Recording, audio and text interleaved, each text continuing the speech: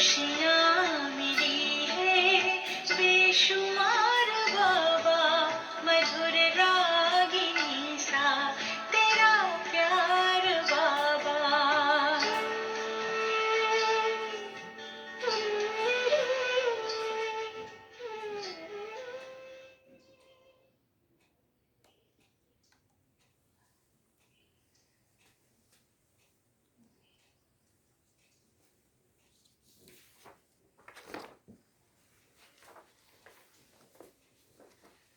ओम शांति।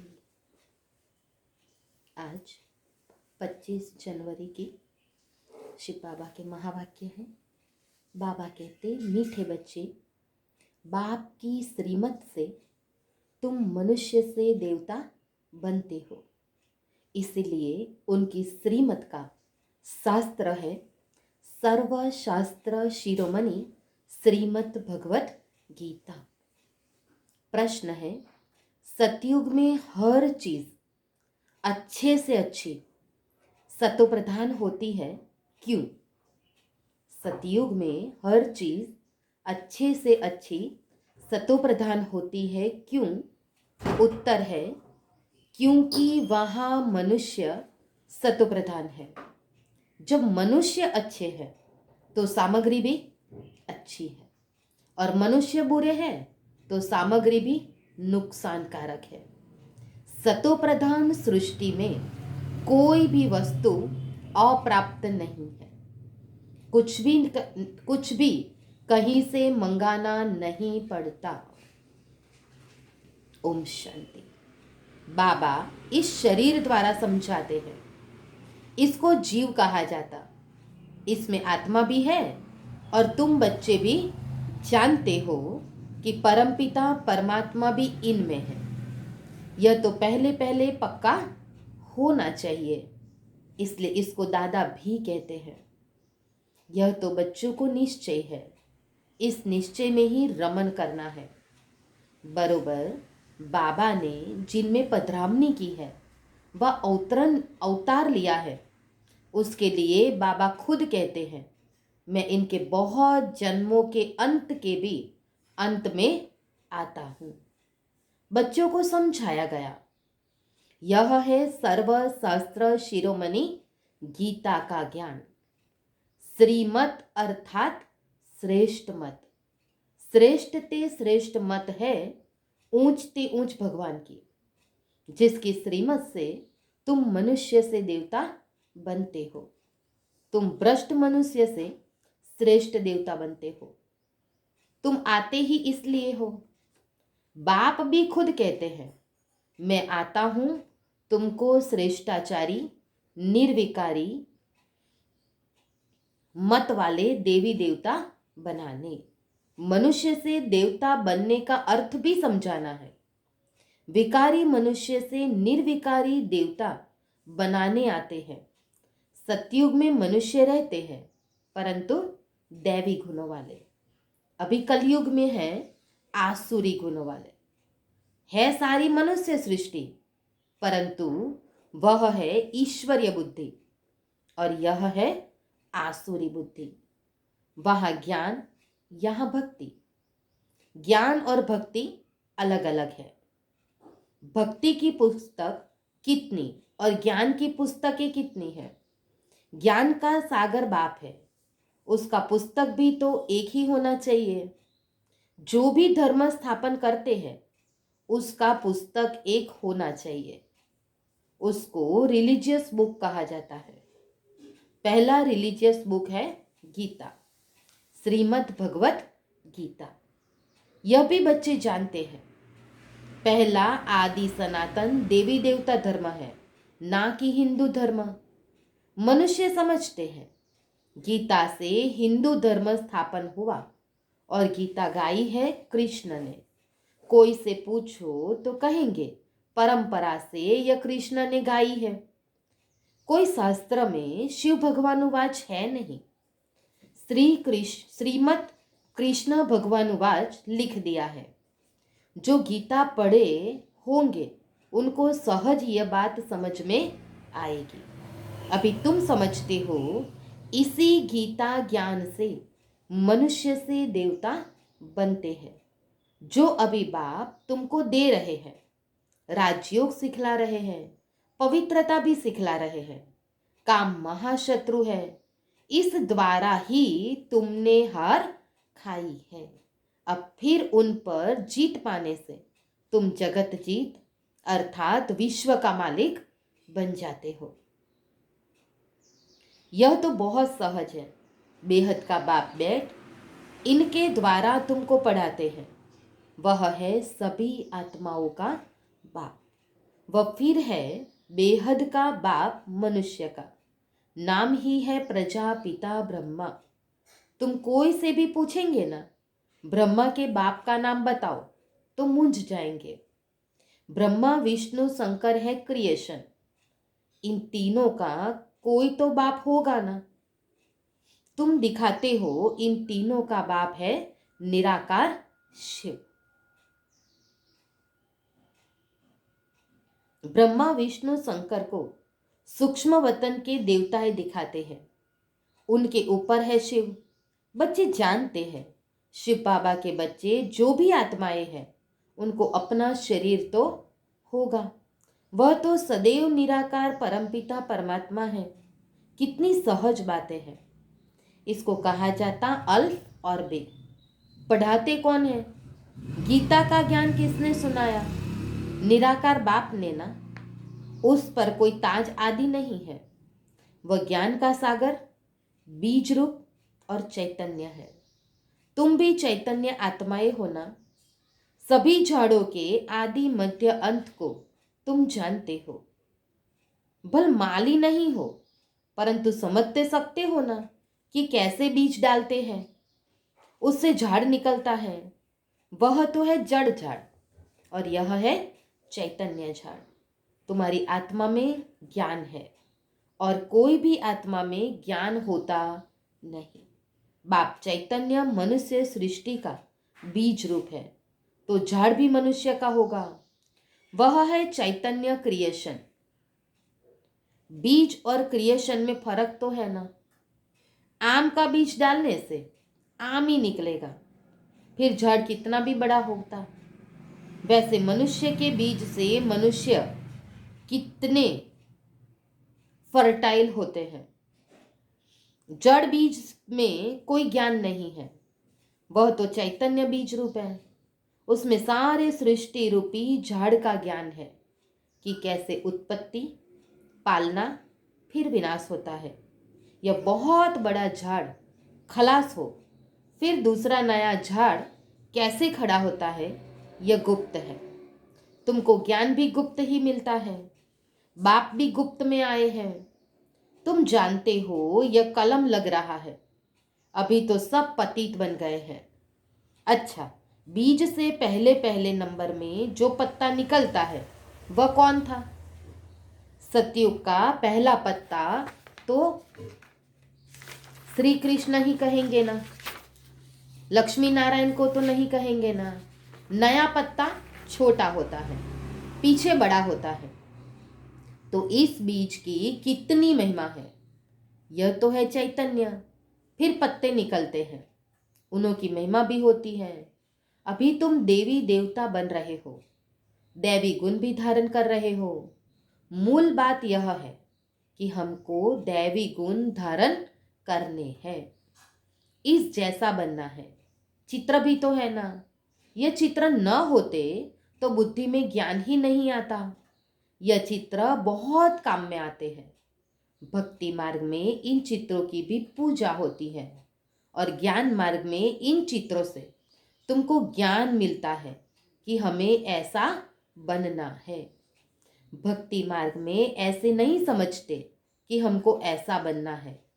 भक्ति मार्ग में मंदिर कितने बनते हैं? सबसे जास्ती मंदिर किसके होंगे? जरूर शिव बाबा के ही होंगे ना, जो बीज रूप है। फिर उसके बाद पहली क्रिएशन के मंदिर होंगे। पहली क्रिएशन यह लक्ष्मी नारायण है। शिव के बाद इनकी पूजा सबसे जास्ती होती है। माताएं तो ज्ञान देती है, उसकी पूजा नहीं होती। वह तो पढ़ाती है ना, बाप तुमको पढ़ाते हैं। तुम किसकी पूजा नहीं करते हो? पढ़ाने वाले की अभी पूजा नहीं कर सकते। तुम जब पढ़कर फिर अनपढ़ बनेंगे तब फिर पूजा होगी। तुम सो देवी देवता बनते हो। तुम ही जानते हो जो हमको ऐसा बनाते हैं उसकी पूजा होगी, फिर हमारी पूजा होगी नंबरवार। फिर गिरते गिरते 5 तत्वों की भी पूजा करने लग पड़ते हैं। शरीर 5 तत्वों का है। 5 तत्वों की पूजा करो या शरीर की करो, एक ही हो जाता है। यह तो ज्ञान बुद्धि में है ना। यह लक्ष्मी नारायण सारे विश्व के मालिक थे। इन देवी देवताओं का राज्य नई सृष्टि पर था, परंतु वह कब था ये नहीं जानते। लाखों वर्ष कह देते हैं। अब लाखों वर्ष की बात तो कभी किसी की बुद्धि में रह ना सके। अभी तुमको स्मृति है। हम आज से 5000 वर्ष पहले आदि सनातन देवी देवता धर्म के थे। देवी देवता धर्म वाले फिर और धर्मों में कन्वर्ट हुए हैं। हिंदू धर्म तो कह नहीं सकते, परंतु पतित होने के कारण अपने को देवी देवता कहना भी शोभता नहीं है। अपवित्र को देवी देवता कह ना सके। मनुष्य पवित्र देवियों की पूजा करते हैं तो जरूर खुद अपवित्र है ना। इसलिए पवित्र के आगे माथा झुकाना पड़ता है। भारत में खास कन्याओं को नमन करते हैं, कुमारों को नमन नहीं करते। फीमेल को नमन करते हैं। मेल को नमन क्यों नहीं करते हैं? क्योंकि इस समय ज्ञान भी पहले माताओं को मिलता है।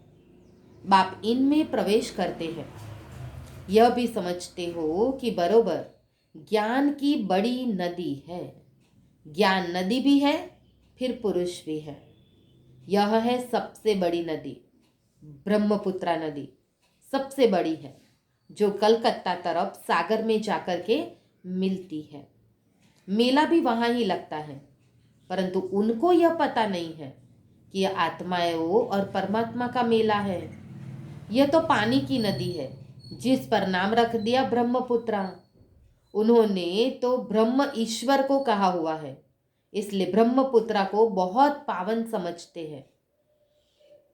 बड़ी नदी है तो पवित्र भी वही होंगी। पतित पावन वास्तव में गंगा को नहीं, ब्रह्मपुत्रा को कहा जाना चाहिए। मेला भी इनका ही लगता है। यह भी सागर और ब्रह्मा नदी का मेला। ब्रह्मा द्वारा एडॉप्टेशन कैसे होती है, यह गुह्य बातें समझने की है, जो प्राय लोप हो जाती है। यह तो बिल्कुल सहज बातें हैं। भगवान वाचे, मैं तुमको राजयोग सिखाता हूँ, फिर ये दुनिया ही खत्म हो जाएगी। शास्त्र आदि कुछ भी नहीं रहेंगे। फिर भक्ति में यह शास्त्र होते हैं, ज्ञान में शास्त्र नहीं होते। मनुष्य समझते हैं यह शास्त्र परंपरा से चले आते हैं। ज्ञान तो कुछ भी नहीं है। कल्प की आयु ही लाखों वर्ष कह दी है, इसलिए परंपरा कह देते हैं। इसको कहा जाता अज्ञान अंधियारा। अभी तुम बच्चों को यह बेहद की पढ़ाई मिलती है, जिससे तुम आदि मध्य अंत का राज समझते हो। तुमको इन देवी देवताओं की हिस्ट्री ज्योग्राफी का पूरा पता है। यह पवित्र प्रवृत्ति मार्ग वाले पूज्य थे। अभी पुजारी पतित बने हैं। सतयुग में है पवित्र प्रवृत्ति मार्ग। यहाँ कलयुग में अपवित्र प्रवृत्ति मार्ग है। फिर बाद में निवृत्ति मार्ग होता है, वह भी ड्रामा में है। उसको संन्यास धर्म कहा जाता। घर बार का संन्यास कर जंगल में चले जाते हैं, वह है हद का संन्यास। रहते तो फिर भी इसी पुरानी दुनिया में है ना। अभी तुम समझते हो हम संगम युग पर है, फिर नई दुनिया में जाएंगे। तुमको तिथि तारीख सेकंड सहित सब मालूम है। वह लोग तो कल्प की आयु ही लाखों वर्ष कह देते हैं। इसका पूरा हिसाब निकाल सकते हैं। लाखों वर्ष की तो कोई बात याद ही ना रह सके। अभी तुम समझते हो बाप क्या है, कैसे आते हैं, क्या कर्तव्य आकर के करते हैं। तुम सबके ऑक्यूपेशन को, जन्म पत्री को जानते हो। बाकी झाड़ के पत्ते तो ढेर होते हैं, वह गिनती थोड़ी कर सकते हैं। इस बेहद सृष्टि रूपी झाड़ के कितने पत्ते हैं? 5,000 वर्ष में इतने करोड़ है, तो लाखों वर्ष में कितने अनगिनत मनुष्य हो जाएंगे। भक्ति मार्ग में लिखते हैं कि सतयुग अभी इतने वर्ष पड़ा है, त्रेता अभी इतने वर्ष का है, द्वापर अभी इतने वर्ष का है। तो बाप बैठ तुम बच्चों को यह सब राज समझाते हैं। आम का बीज देखने से आम का झाड़ सामने आ जाता है। अभी मनुष्य सृष्टि का झाड़ बीज रूप तुम्हारे सामने है। तुमको बेट झाड़ का राज समझाते हैं, क्योंकि चैतन्य है ना, बताते हैं यह उल्टा झाड़ है। क्यों? क्योंकि इसका बीज परमात्मा ऊपर में है। तुम समझा सकते हो जो भी इस दुनिया में है जड़ व चैतन्य हूबहू रिपीट होता है। अभी कितना वृद्धि को पाते रहते हैं। सतयुग में इतने हो ना सके। कहते फलानी चीज ऑस्ट्रेलिया से, जापान से आई है। सतयुग में ऑस्ट्रेलिया, जापान आदि थोड़े ही थे।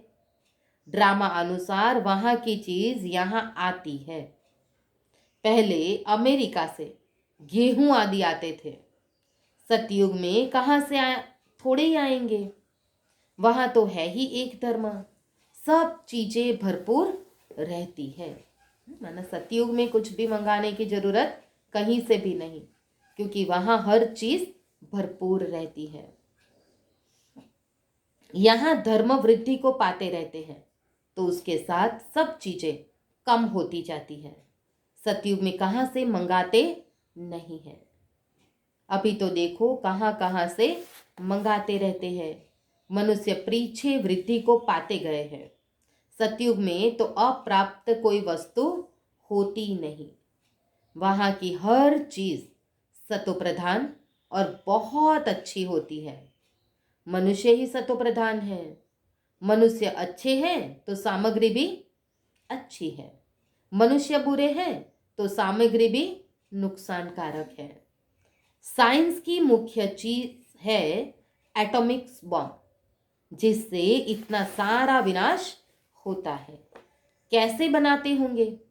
बनाने वाली आत्मा में पहले से ही ड्रामा अनुसार ज्ञान होगा। जब समय आता है ना, तब उसने वह ज्ञान आ जाता है, जिससे सेंस होगी कि वही काम करेंगे और दूसरों को सिखाएंगे। कल्प कल्प तो पार्ट बजाते हैं, वही बजता रहता है। अभी तुम कितने नॉलेजफुल बनते हो, इससे जास्ती नॉलेज कोई होती नहीं।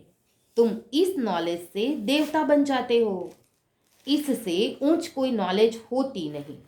वह है माया की नॉलेज, जिससे विनाश होता है। वह लोग साइंटिस्ट मून में जाते हैं, खोजते हैं।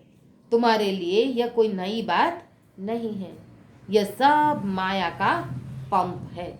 बहुत शो करते हैं, अति डिफेंस में जाते हैं, बहुत बुद्धि को लड़ाते रहते हैं, कुछ कमाल करके दिखावे। बहुत कमाल करने से फिर नुकसान हो जाता है। क्या क्या बनाते रहते हैं, बनाने वाले जानते हैं इससे यह विनाश होगा।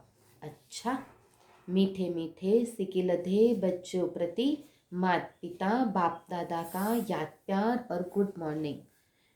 रूहानी बाप की रूहानी बच्चों को नमस्ते, और हम रूहानी बच्चों की रूहानी माता पिता बाप दादा को याद प्यार गुड मॉर्निंग और नमस्ते नमस्ते नमस्ते। सार है, गुप्त ज्ञान का सिमरन कर हर्षित रहना है। गुप्त ज्ञान का सिमरन कर हर्षित रहना है।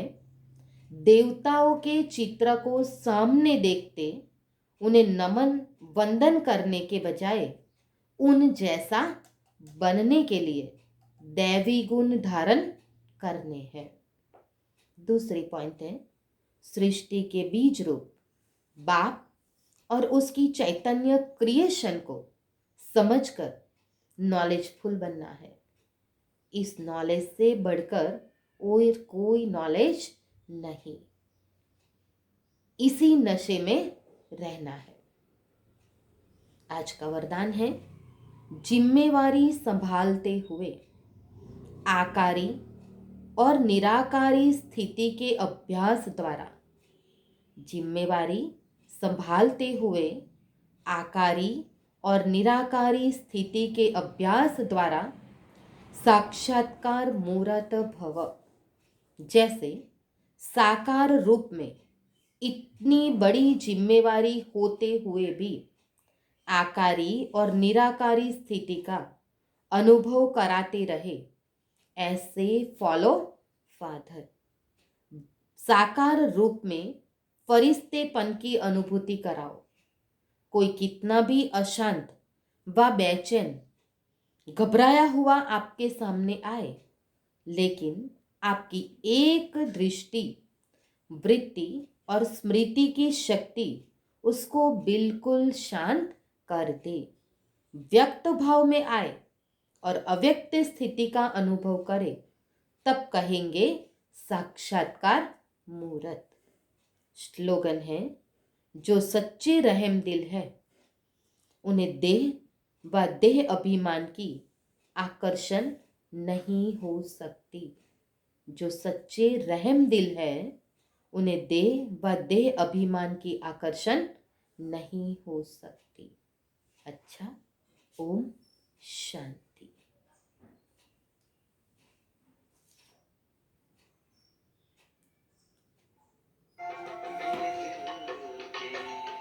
हर पन्नों में लिखा है बाबा नाम तेरा, मेरे दिल के हर पन्नों में लिखा है बाबा नाम तेरा।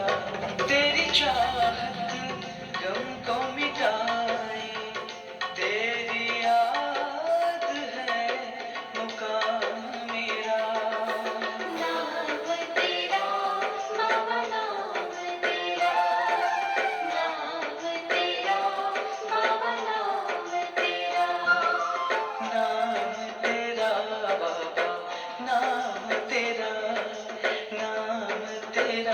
बाबा, नाम तेरा, नाम तेरा बाबा, नाम तेरा, नाम तेरा बाबा, नाम तेरा, नाम तेरा बाबा, नाम तेरा।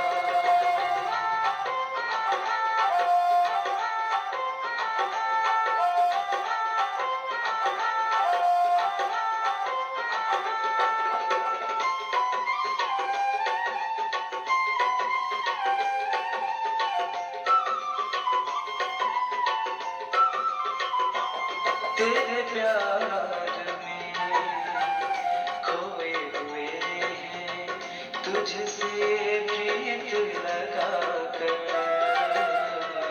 मन का गम सुना था कब से, भर गया पास आकर। तेरे प्यार में खोए हुए हैं, तुझसे प्रीत लगा कर। मन का गम सुना था कब से, भर गया पास आकर। मेरे दिल के हर पल